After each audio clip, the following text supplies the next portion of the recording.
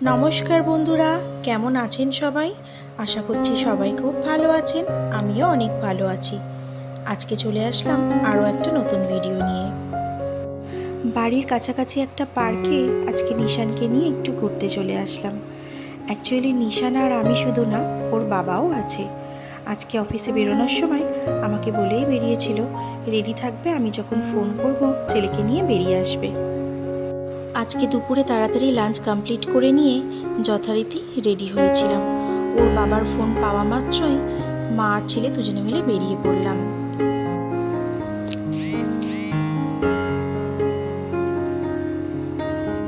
আমাদের ফোন করে দেবার পর আমরা মা ছেলে কিন্তু যথাসময়ে উপস্থিত হয়ে গিয়েছিলাম। এদিকে মহাশয়েরই কোনো পাত্তা নেই। অ্যাজ ইউজুয়াল প্রত্যেকবারের মতো একই এক্সকিউজ, ট্রাফিকে ফেসে গিয়েছিলাম। ব্যাস, আর কিছু বলার নেই। তাহলে আলো থাকতে থাকতেই বেরিয়েছিলাম, কি তাড়াতাড়ি যেন সন্ধে হয়ে গেল। অবশ্য আজকের ওয়েদারটা একটু মেঘলা মেঘলা, সেই কারণেই মনে হয় তাড়াতাড়ি সন্ধে হয়ে গেল।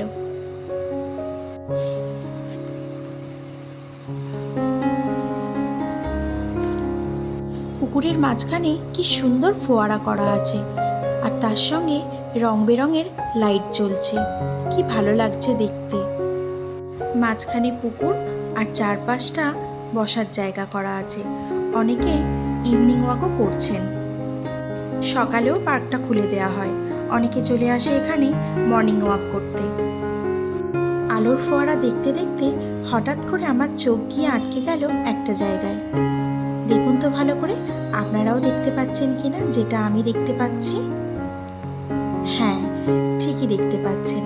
পুকুরের মধ্যে কি বিশালাকার একটা মাছ। কি মাছ সেটা তো বোঝা যাচ্ছে না, কি মাছ সেটা বুঝতে পারছি না। শুধু এটা বোঝা যাচ্ছে যে মাছটা কিন্তু খুব বড় সাইজের। আরও একটা জিনিস দেখে আমি খুব অবাক হয়ে যাচ্ছি, পুরো পার্কটা জুড়ে কত রকমের গাছ, ফুল গাছ থেকে শুরু করে ফলের গাছ, কত রকমের গাছ দেখলাম। এইগুলো ছোট ছোট একরকম টগর ফুলের গাছ। গোটা পার্কটা জুড়ে এই টগর ফুলের গাছ ভর্তি দেখলাম, আর কি সুন্দর ফুলও ফুটে আছে। দেখুন বন্ধুরা, যতদূর চোখ যাচ্ছে টগর ফুলের গাছগুলো দেখা যাচ্ছে, আর প্রত্যেকটা গাছে ফুল ফুটে আছে, কি অপূর্ব লাগছে দেখতে। পার্কের চারপাশে যে বাড়িগুলো রয়েছে, আমি শুধু তাদের কথা ভাবছি। সকাল সন্ধে কি সুন্দর ভিউ নিতে পারেন এনারা। ছোটবেলায় আমরা শিখেছি 6 ঋতু আর 365 দিনে 1 বছর। এই 365 দিনে 6 ঋতু 2 মাস 2 মাস করে আবর্তিত হয়। কিন্তু বর্তমান পৃথিবীর যা পরিস্থিতি, সেখানে 6 ঋতুর আবর্তন আমরা প্রায় বুঝতেই পারি না।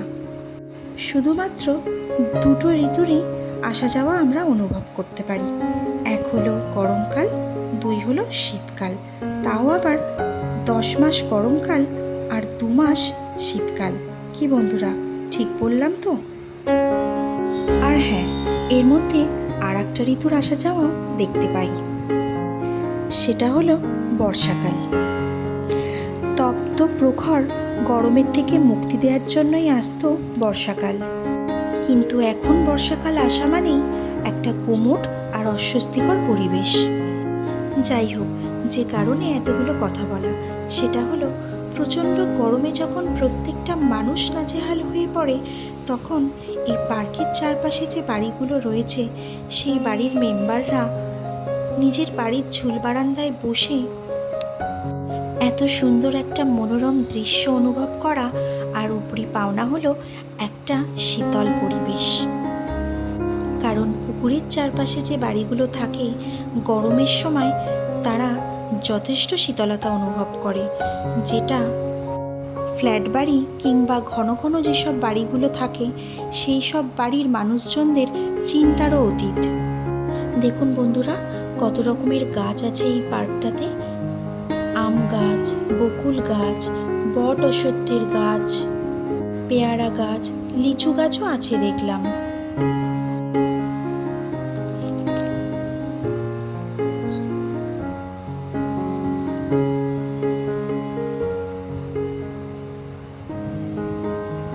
আর একটা জিনিস আপনারা লক্ষ্য করেছেন কি, পার্কের কোণাতে একটা মায়ের মন্দিরও আছে। কিন্তু দুর্ভাগ্য, সন্ধে 7টা বেজে যাওয়ার কারণে মায়ের দর্শন আর করতে পারলাম না। মন্দির কর্তৃপক্ষ সন্ধে 7টা বেজে গেলে মন্দিরে তালা দিয়ে দেন।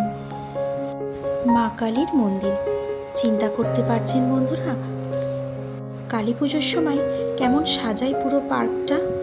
শুধু কালী পুজোর সময় কেন, যেহেতু দুর্গা ঠাকুরও ওঠে, দুর্গা পুজোর সময়ও নিশ্চয়ই খুব ভালো করে সাজায় পার্কটা। কোনোদিন এখানে দুর্গা ঠাকুর দেখতে আসা হয়নি, ইচ্ছে আছে এই বছর আসবো। কালী পুজোর সময় আসতে পারবো কি না জানি না, কারণ আমার নিজের বাড়িতেই ওই দিন লক্ষ্মী পুজো হয়। তবে দুর্গা পুজোর সময় অবশ্যই আসবো। পুকুরে নামার ব্যবস্থাও করা আছে দেখছি। অবশ্য থাকবে নাই বা কেন, প্রতিষ্ঠা করা পুকুর, ঠাকুর ভাসান নিশ্চয়ই এই পুকুরেই হয়। দুই ভদ্রলোক বসে গল্প করছিলেন, ওনাদের মুখেই শুনতে পেলাম পুরো গরমকালটা নাকি এখানে সুইমিং শেখানো হয়, মানে এই পুকুরে। নিশানকে একবার আমি সুইমিং ক্লাসে ভর্তিও করেছিলাম, তখন আর একটু ছোট ছিল। একবার খুব জ্বরে পড়ে গিয়েছিল, তারপর থেকে আমি ছাড়িয়ে দিয়েছি। খুব ভয় পেয়ে গিয়েছিলাম, ওর সুস্থ হতে প্রায় 1 মাস সময় লেগে গিয়েছিল। সেই কারণে আর সাহস হয় না সুইমিং ক্লাসে ভর্তি করাতে, কিন্তু দরকারও আছে বাচ্চাদের সুইমিং শেখার। এখন আর ভর্তি করব না, ভাবছি আর একটু বড় হলে তারপর আবার ভর্তি করে দেব সুইমিং ক্লাসে। বেশ ভালোই লাগলো পার্কটাতে এসে। 8টা বেজেও গেছে, এবার বাড়ির দিকে ফিরতে হবে। হ্যাঁ, তার আগে ডোসা খেয়ে তারপর বাড়ি ফিরব। ভিডিওর শুরুতেই দেখিয়েছিলাম ইউনাইটেড ক্যাফে, ওই রেস্টুরেন্টটাতেই ডোসা খেয়ে বাড়ি ফিরব। আর এই হচ্ছে সেই বেদি যেখানে প্রত্যেক বছর দুর্গা ঠাকুর ওঠে। বেহালাতে থাকি, অথচ এমন সুন্দর একটা জায়গার খোঁজ জানা ছিল না এতদিন।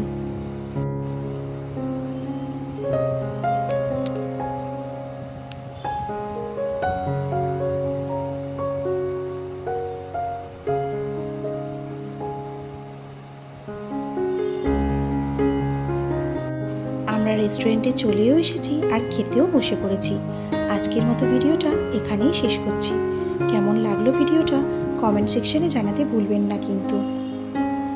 সবাই খুব ভালো থাকবেন, সুস্থ থাকবেন আর সাবধানে থাকবেন। পরবর্তী ভিডিওর আপডেট পাওয়ার জন্য আমার চ্যানেলের সঙ্গে জুড়ে থাকবেন।